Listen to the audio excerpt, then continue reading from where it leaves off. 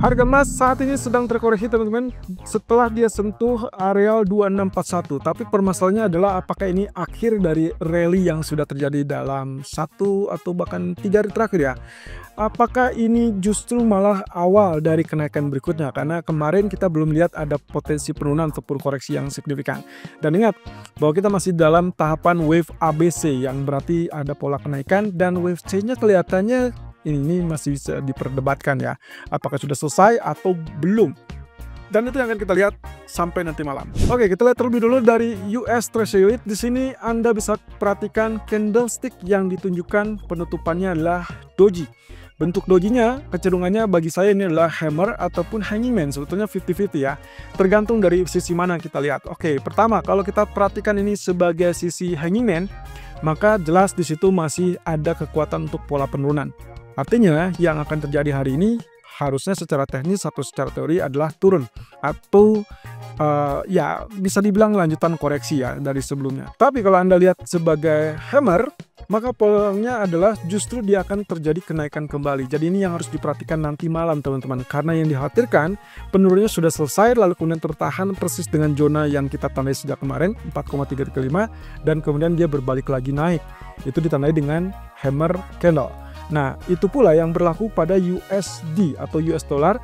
Yang terlihat di sini adalah inverted hammer yang harusnya terjadi kenaikan setelah 2 atau 3 candle mengalami penurunan. Nah, tapi Anda bisa juga mengatakan ini shooting star kalau Anda anggap ini masih tetap dalam tren kenaikan muncul di zona resisten.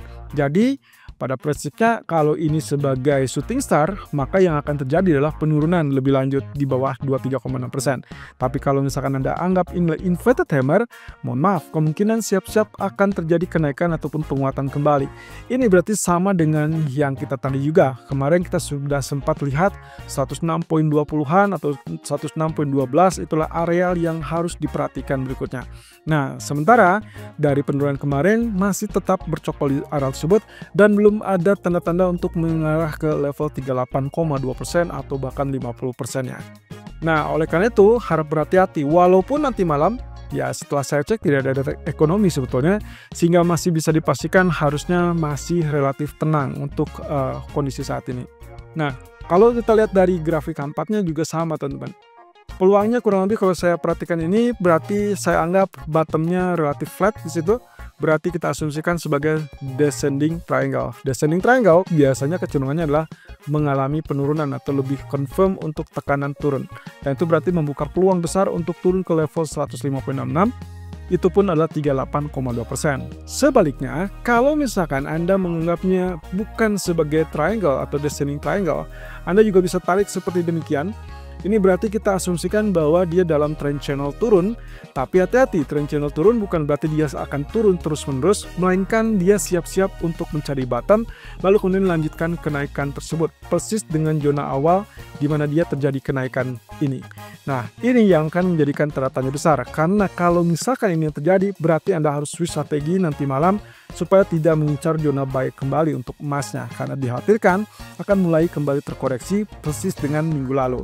Walaupun dengan catatan tidak akan turun atau belum tentu akan turun jauh lebih rendah dari zona minggu lalu.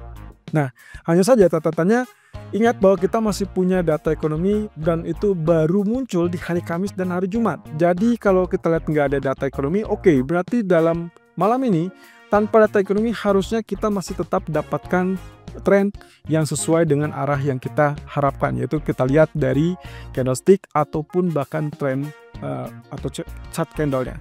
Nah, kemudian kalau kita perhatikan di sini teman-teman, untuk pound sterling kita masih memiliki kesempatan untuk melihat dia mengalami kenaikan terlebih dulu, at least ya walaupun masih ada 15 menit ke depan untuk data inflasi ya.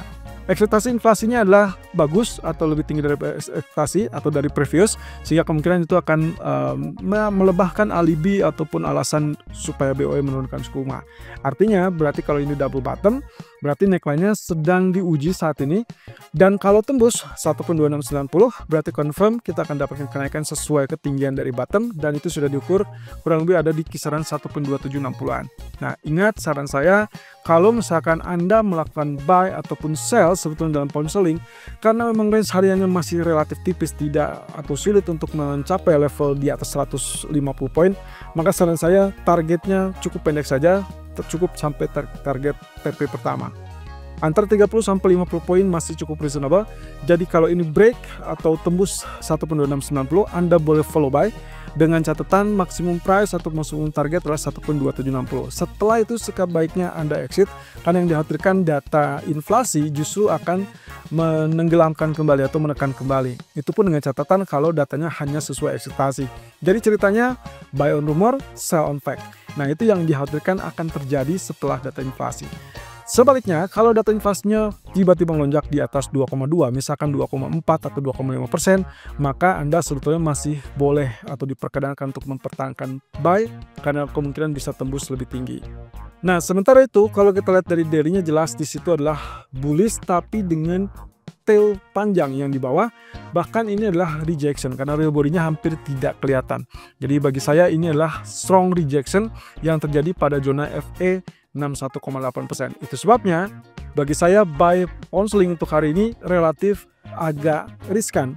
Walaupun bisa dilakukan karena double bottom tadi di grafik 4 dan data ekonomi atau data inflasi itu akan menjadi penentunya. Berbalik arah sangat memungkinkan untuk terjadi. Oke, kita lihat dari crude oil. Saat ini dia masih tetap bertahan walaupun kemarin gagal naik di atas 70. Tapi juga turun pun tidak lebih kencang dan sekarang ini tertahan di zona tengah. Jadi saran saya, Anda masih boleh buy kalau misalkan kita asumsikan geopolitik masih cukup panas ya, atau dikhawatirkan akan memanas kembali. Jadi follow buy saja dengan target optimal itulah di 7150, tapi target tengahnya mungkin Anda sudah bisa prepare untuk exit di level 70. Nah, sebaliknya hati-hati kalau dia turun di bawah level low kemarin, itu kecenderungannya akan turun teman-teman. Dan itu akan kembali menyambangi zona $66. Ini akan jauh lebih mudah turun kalau ternyata geopolitik sama sekali tidak lanjutkan pemanasannya, sehingga kemungkinan fokusnya adalah tetap tingkat permintaan yang relatif lebih rendah. Dan alasan utama dari technical juga mendukung penurunan itulah candlestick kemarin ditutup dengan doji candle. Kali ini doji candlenya karena muncul di atas setelah bullish, lalu kemudian ya membentuk tail yang lebih pendek daripada tail bawahnya. Berarti tail atas, tail bawah, kalau kita compare yang lebih panjang bawah itu berarti ditandai sebagai hanging man. Nah, ini berarti tanda-tanda akan terjadinya koreksi turun.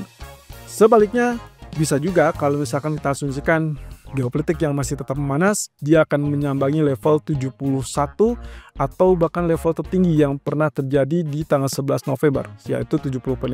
Jadi cukup reasonable untuk potensi yang ada terjadi. Oke, di grafik emas, kalau kita perhatikan grafik H1 masih sesuai koridor kita atau sesuai dengan harapan kita. Karena kalau perhatikan di sini berarti dia belum mampu untuk tembus di atas 2644. Oke. Kemudian yang juga tak kalah penting di sini adalah terkait dengan high yang tercipta di bagian harga. Oke, saya zoom di situ. Kita lihat potensinya teman-teman, kurang lebih kalau kita lihat dari high-nya kecenderungannya membentuk higher high.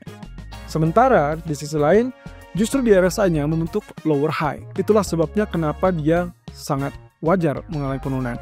Tapi penurunannya sampai sejauh apa? Kalau kita asumsikan penurunan tersebut bisa terjadi hanya dalam waktu pendek, anggap saja dengan posisi safe haven yang masih tetap dominan, maka kemungkinan zona yang memungkinkan adalah zona 2620 atau kemungkinan 2612. Jadi saran saya, yang idealnya buy itu bisa dilakukan di 2612 untuk kemungkinan pull up kembali. Atau yang terdekat adalah 2620 persis yang kita rekomendasikan pagi ini. So far saya belum ada perubahan, tapi di malam hari tolong perhatikan zona-zona yang saya tandai tadi. Kalau ternyata dia berhasil setelah rebound kembali ke level 2640, kemudian tidak ada tanda-tanda untuk tembus 2644, Anda sebaiknya exit saja.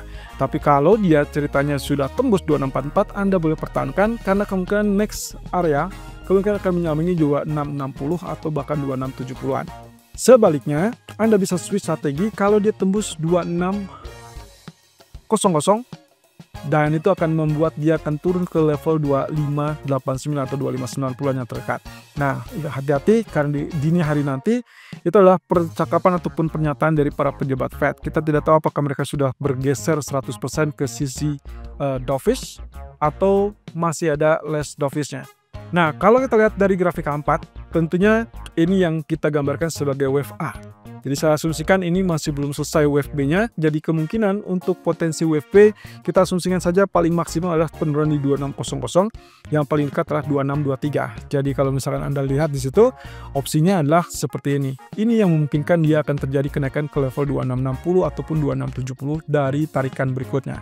Tapi akan sangat fatal kalau Anda menganggap ini adalah A, kemudian ini B, maka ini adalah C, sehingga kemungkinan kenaikan harusnya sudah selesai. Itulah sebabnya dia agak sulit untuk tembus 2644. Kemudian didukung pula dengan potensi akan terjadi kembali penurunan.